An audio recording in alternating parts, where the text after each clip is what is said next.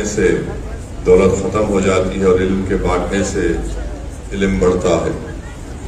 میرے عزیز دوستوں اور بزرگوں،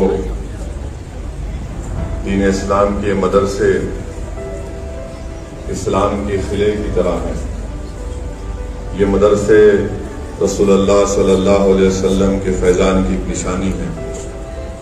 ان مدرسوں سے رسول اللہ صلی اللہ علیہ وسلم کے غلاموں کو پیدا کیا جاتا ہے۔ یہ مدرسے ہمارے لیے ایک چراغ ہیں، اور اگر کوئی ہمارے قلعے میں درار ڈالنے کی کوشش کرے گا تو ہم خاموش تماشائی بنے بیٹھے نہیں رہیں گے۔ اور علم دین اسلام کے لیے بہت ضروری ہے، اور بغیر علم کے ایک مسلمان اللہ کو بھی نہیں پہچان سکتا ہے۔ اس لیے بہت ضروری ہے کہ اس طرح کے مدرسوں کی مدد کی جائے اور ان کو اور مضبوط کیا جائے۔ ہمارے وطن عزیز میں مختلف مقامات پر مدرسوں کو ٹارگٹ بنایا جا رہا ہے۔ میں صرف اتنا ہی کہوں گا، مجھے یہاں پر محمود غزنوی کا وہ قصہ یاد آتا ہے کہ محمود غزنوی کے دل میں 3 شک پیدا ہو گئے۔ ایک شک یہ پیدا ہوا کہ کیا میں واقعی میں اپنے باپ سبط الدین کا بیٹا ہوں۔ دوسرا، محمود غزنوی کے دل میں دوسرا شک یہ پیدا ہوا کہ کیا واقعی میں علماء انبیاء کے وارث ہیں۔ تیسرا، اس کے دل میں شک پیدا ہوا کہ کیا واقعی میں قیامت ہوگی۔ تو لکھنے والے نے لکھا کہ محمود غزنوی ایک دن رات میں کسی دکان سے گزر رہا تھا۔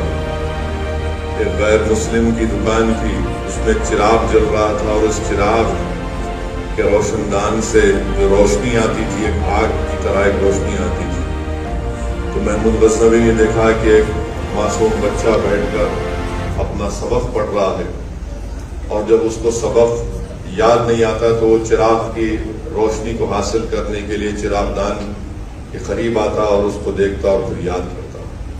تو محمود غزنوی نے اس بچے سے پوچھا کہ تم کون ہو؟ اس بچے نے اپنا تعارف کرایا کہ میں فلاں مدرسے میں پڑھتا ہوں اور اپنا سبق یاد کرنے کے لیے یہاں پر اس مقام پر بیٹھتا ہوں۔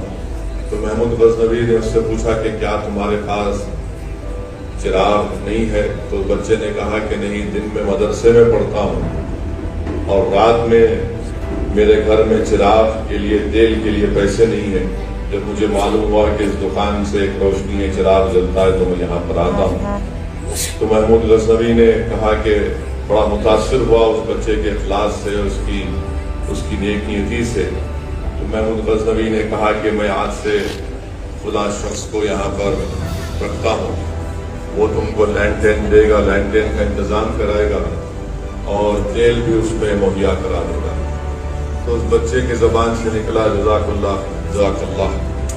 تو محمود غزنوی نے کہا کہ مجھے اس معصوم بچے کی زبان سے جزاک اللہ کے لفظ کو سنا تو مجھے بڑی ٹھنڈک محسوس ہوئی، سکون محسوس ہوا۔ رات میں محمود غزنوی اپنے گھر کو گئے، اور جب ان کی آنکھیں بند ہوئیں تو اللہ سبحانہ و تعالیٰ نے ان کے دل کی نگاہوں کو کھولا۔ رات میں محمود غزنوی کو محمد مصطفیٰ صلی اللہ علیہ وسلم کی زیارت ہوئی، اور اللہ کے رسول صلی اللہ علیہ وسلم نے فرمایا کہ محمود، تم نے ہماری وارث کے لیے اس کے پڑھنے کا انتظام کیا، قیامت کے دن میں تمہاری سفارش کروں گا۔ اور بلکہ لکھنے والے نے لکھا کہ اللہ کے رسول صلی اللہ علیہ وسلم نے فرمایا، ان کے والد کا نام لے کر کہا سبط الدین کے بیٹے۔ تو اس سے معلوم ہوا کہ جو مدرسوں کی مدد کرتے ہیں، جو مدرسوں میں پڑھنے والے بچوں کی مدد کرتے ہیں، اللہ سبحانہ و تعالیٰ ان کی مدد کرتا ہے۔ اس لیے میرے عزیز دوستوں اور بزرگوں، ان مدرسوں کو آباد رکھنا ہم تمام مسلمانوں کے لیے بہت ضروری ہے۔ یہ اسلام کا قلعہ ہے، یہ چراغ انشاءاللہ تعالیٰ صبح قیامت تک روشن اور آباد رہیں گے۔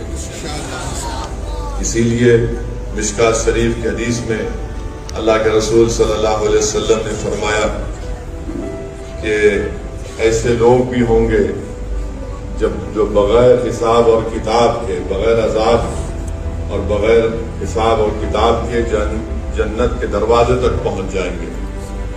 رسول اللہ صلی اللہ علیہ وسلم نے فرمایا کہ ایک وہ ہوں گے جو اللہ کی راہ میں شہید ہو جاتے ہیں، دوسرے وہ جو حج کرتے ہیں، حج کے دوران گالی گلوچ نہیں کرتے، فتنہ و فساد نہیں کرتے، تیسرے وہ رہیں گے جو عالم رہیں گے اور بعمل عالم دین ہوگا، چوتھا وہ شخص ہوگا جو سخی ہوگا، جو حلال کی کمائی سے انسانیت کی مدد کرے گا، حق کی مدد کرے گا بغیر کسی شہرت یا کسی کو بتائے۔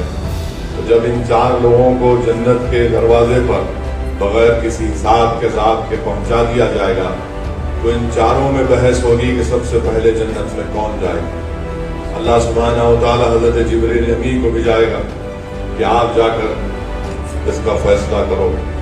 حضرت جبریل اس شخص سے پوچھیں گے جو شہید تھا، اس سے پوچھیں گے کہ تو نے اللہ کی راہ میں اپنی شہادت کیوں پیش کی؟ تو وہ کہتا ہے کہ میں نے دین اسلام کی کامیابی کے لیے اور کلمہ حق کی سربلندی کے لیے میں نے اپنے خون کا قطرہ بہایا۔ پھر جبرائیل علیہ السلام اس سے پوچھیں گے کہ تم نے یہ کہاں سے سیکھا، کہاں سے سنا؟ تو کہے گا کہ میں نے ایک عالم کی زبان سے سنا۔ پھر حضرت جبرائیل اس سے پوچھیں گے جو حج پر گئے تھے، اس حاجی سے پوچھیں گے کہ تم نے یہ کہاں سے سنا تھا کہ حج کو جانے والے کے گناہ اس طرح معاف کر دیے جاتے ہیں کہ جیسا کہ اپنی ماں کی پیٹ سے بھی پیدا ہوا ہے؟ وہ حاجی کہے گا کہ میں نے ایک عالم